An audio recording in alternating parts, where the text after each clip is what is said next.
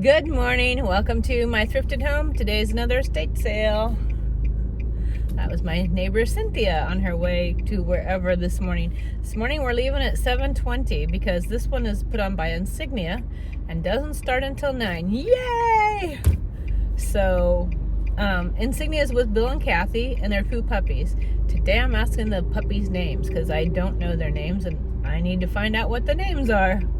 So, yeah, this one says it's got a lot of Thomas Kincaid pictures, which my mother used to be a big fan of Thomas Kincaid, and I like it, but it's not really my thing. I mean, maybe if I see one in person, it speaks to me, but anyway, I'm more interested in some of the tchotchkes and dishes and knick-knacky things and books, always books.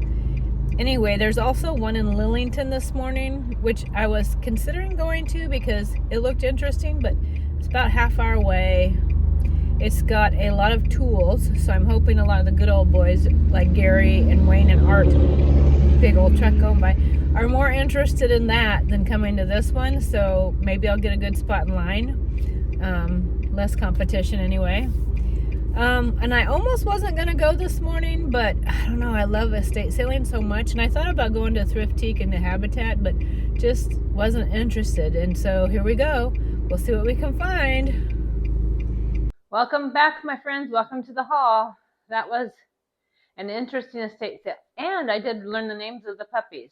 So Bill and Kathy's puppies, the black one is named Buster, and the lighter colored one name is Cooper. So now I know their names. And now you know too. I'll have to get a picture of them so you can see them because they're so cute. And they're such well-behaved puppies. Such good puppies. Anyhow, it was in not really a gated community in that there's like a gate with a little station house and you have to be buzzed in or know somebody. But it had the like kind of gating off, if you will, with just a single entrance into it. And it was a series of townhomes.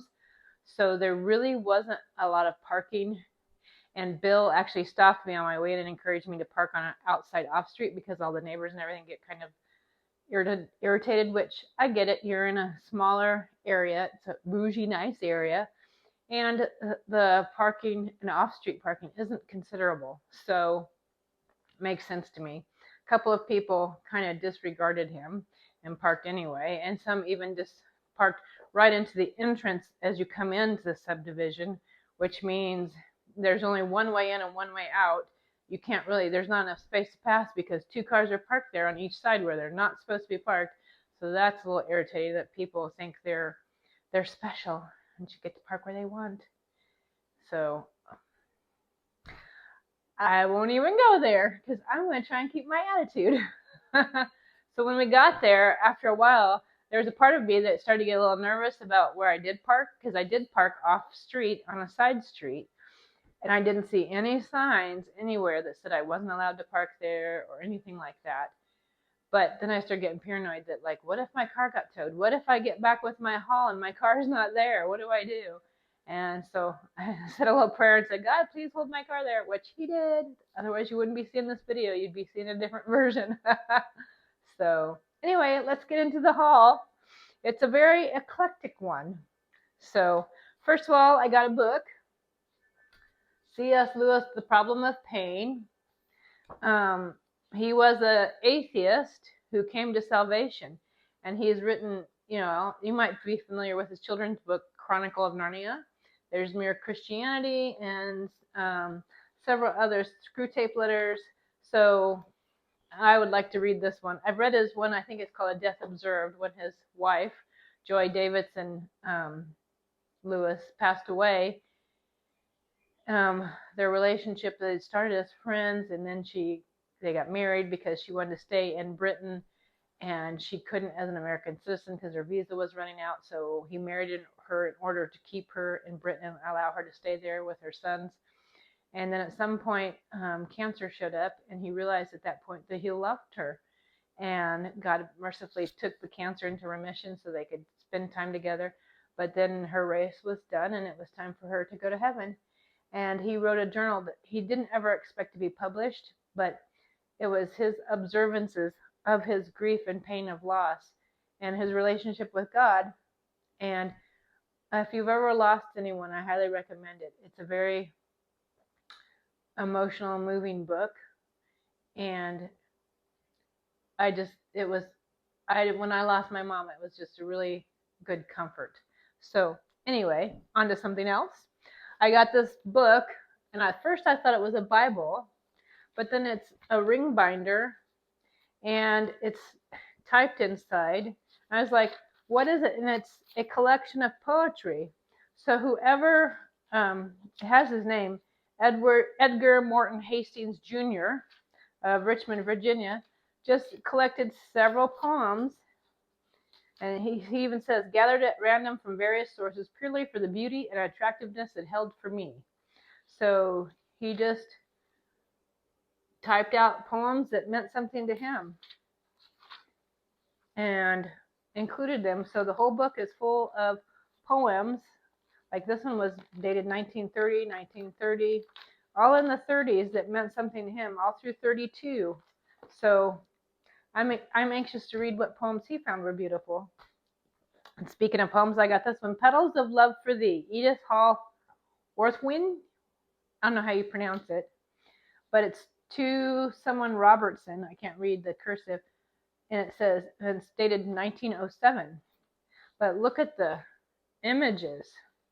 That's what sold me, is how beautiful it is. I mean, look at the pictures with the poetry. I mean, they're just so beautiful. I love all the images. Holy kiss. Thou silent press of lips, I feel thy touch upon my forehead white. Thou sacred joy, deep fraught with purest dreams of love respect. Thou soft awakener to love's delight. Sweet singer of its first heard melody, I yield myself to thoughts of thee, and gain, by yielding, a past bliss one moment mine, a past deep thrill, a sylvan dream, a song that opened life's true music to my soul. Isn't that, I think between the poetry and the poems, I mean, look at that one, Life's Fragrance. My flowers renew their sweetness with dew at twilight hour, their tears dispill to perfume for me as precious dower. Then grief's its mine be welcome, for from my night may grow a power to bring hope fragrance to one dear heart I know. It's a beautiful book, so I couldn't resist. And then look at this old Bible for my collection. I love these old Bibles. And this one, well, it was written to Edgar Morton in April 29, 1923 at age 13. And the book was copyright 1901, 1905. So over 100 years old. Isn't that amazing? And it's a Moody Bible, whatever that means. So red letter edition. So, yep, there's the words of Jesus in red. Always like that. Maybe I'm a little traditional, but so all those books are for me. Then for my shop, I found this cute little jar. Hopefully you can see the spattering of the little red and yellow flowers. It needs cleaned up. It looks like it's a little bit dirty, but I thought if someone wanted to put some kind of collection in it, like maybe great boho decor, like maybe seashells or cotton balls or Q-tips or candy. If you're me, it'd be full of chocolate. Then I got this little amber pitcher. Look at the detailing. I thought this would be fun for somebody's collection. Be great for long matchsticks. This would be an awesome matchstick holder, or dried flowers. But how fun is that? That's going to my shop. This is not going to my shop. This is for me. It's marked Linux, handcrafted in Indonesia. But look at the little church and the giant cardinal. Makes me think of my mama, the cardinal, and then the church. It's going to go in my little church collection. Then I got this picture, and it's marked on the bottom, Crooksville China Company, made in the USA. So we've got this side of flowers, and look at the detailing in gold trim. And then more flowers on this side. It does have a little bit of a nick here, but I think the shape and the flowers, it's just so elegant. Well, and speaking of elegant, this one I collected for myself.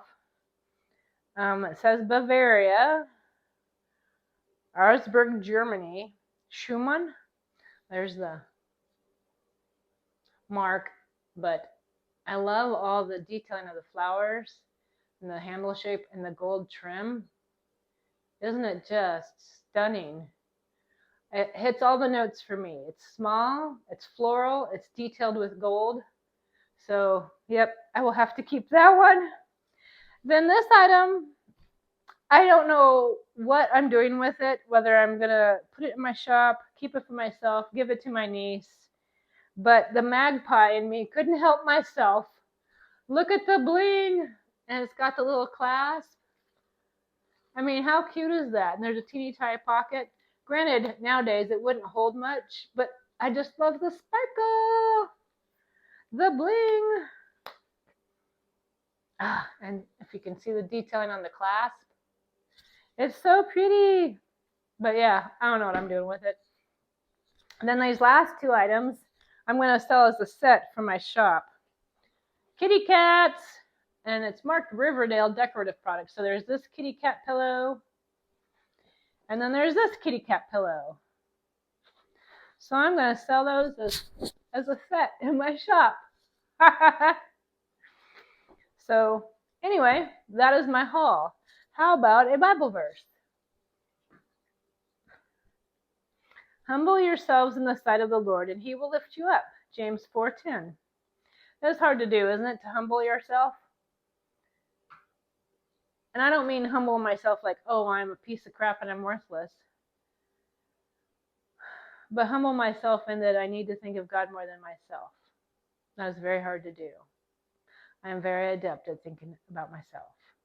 Whether it's thinking about my anxieties or my fears or my angers or my trials, or even the things that give me pleasure and joy and happiness, or anything. It's so easy to put everything and anything in my head above God.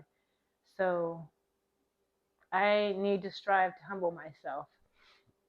But, well, thanks for joining me for this haul. Stay tuned for some decorating. And, yeah, let me know what you think of this. Do I keep it? Does it go in my shop? Anybody out there want to buy it really bad?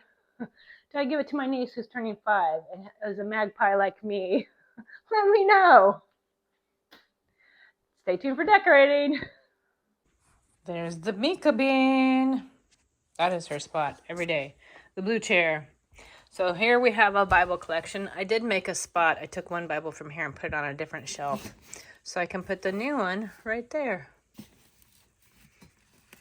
I don't know. Whoops. Just a second. I might need 2 hands. There we go. That's better. And this is the itty bitty New Testament. But I love these old ones. Look at it. And look at the way the writing is. How pretty. This was mine when I was 13. I don't know what happened here. But,